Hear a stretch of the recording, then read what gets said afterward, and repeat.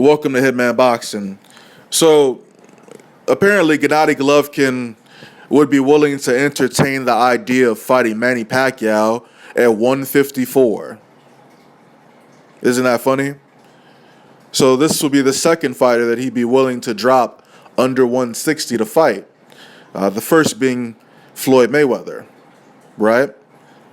So, there's a lot wrong with this. There's a lot wrong with Triple G, and there's a lot of shit wrong with his team, and his people are just talking out of their ass. Manny Pacquiao has to eat himself up to 147 pounds, and that's what he said, okay? We all know Manny Pacquiao is a small welterweight. He's more natural at 140. He can even make 135, according to him at least. That's what he said. So I can only he's full of shit most of the time, but that's what he said. He's way too small to fight Triple G, even at 154. The closest he's been to 154 was, I believe, that Margarito fight where he fought him at a catchweight of 150. And we know what happened to Margarito. But, if he fights... This doesn't make any sense. If he fights Triple G, Manny Pacquiao could get seriously injured if he ain't on that shit. So this guy's willing to drop down to 154 for these two guys, but he won't drop down to 154 for Canelo. And they were offering. Canelo's team was offering him $10 million, $10 million, probably. Plus a pay-per-view upside, right? So how do you turn down that much money? Explain to me how you turn down that much money. You've probably never even seen that amount of money before. And you've been fighting bums, man. You pull Kell Brook up from welterweight. He beat your ass. He beat your ass. He really exposed you. Why do you think people are lining up to fight you at this time? Look, you had Danny Jacobs, Billy Ho Saunders. The list goes on and on. Everybody's calling this guy out. Like, you got people at a higher weight classes calling him out. James DeGale, Badu Jack. Hell, even at one time, Andre Ward wanted to fight him, but he was scared of Andre Ward. So I don't know what you're really trying to accomplish with your career, man, because you're getting a little older right now.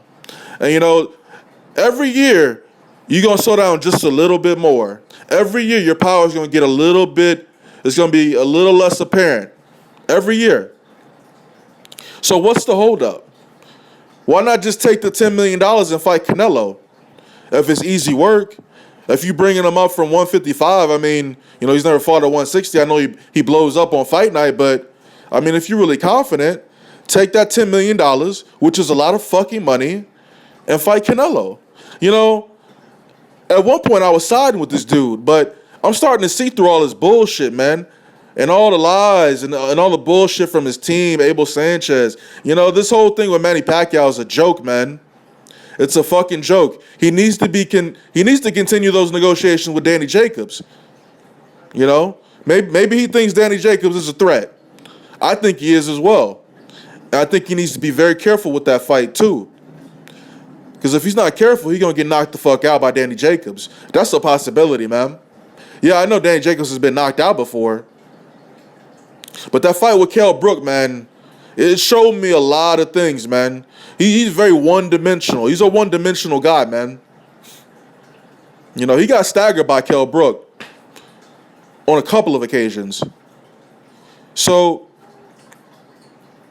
this Triple G, this force that's supposed to be reckoned with, wants to fight little old Manny Pacquiao, man. That shit doesn't make any sense at all. Don't make no sense. And it will make no sense for Floyd to fight this guy either. Canelo's willing to move up to 160. Y'all need to make that fight next year, man. And I really think it's a closer fight than what people think. Kell Brook was landing some dirty uppercuts on you. You wasn't moving your fucking head at all. What do y'all think's gonna happen when Canelo hits Triple G? I don't think he's ever been hit that hard before. And I'm pretty sure Canelo's a harder puncher than Kell Brook. you know?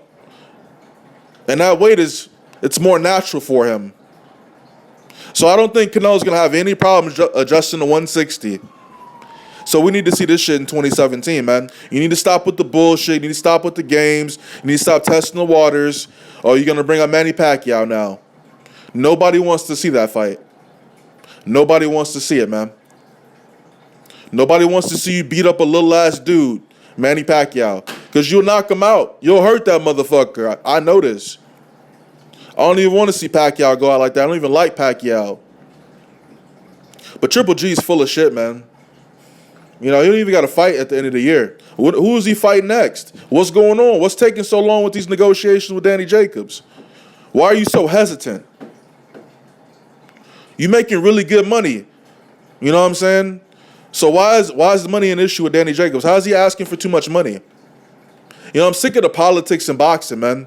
I just want to see the fights, man. I just want to see good fights. That's all I want to see. You know, maybe I'd be more willing to spend money on this shit if I got fights that I actually wanted to see. You know, you dug Andre Ward, you dug James DeGale, but dude, Jack, you dug Andy Lee. All them niggas, man. Shit. I'm just tired of the politics in boxing, man. It's just Manny Pacquiao versus Triple G. I think that's the most asinine fucking fight you could ever think of, man. So, let me know what y'all think of Manny Pacquiao versus Triple G in 2017. Do y'all want to see that dumb shit? You know, drop a comment, like the video. Hitman Boxing, and I'm out.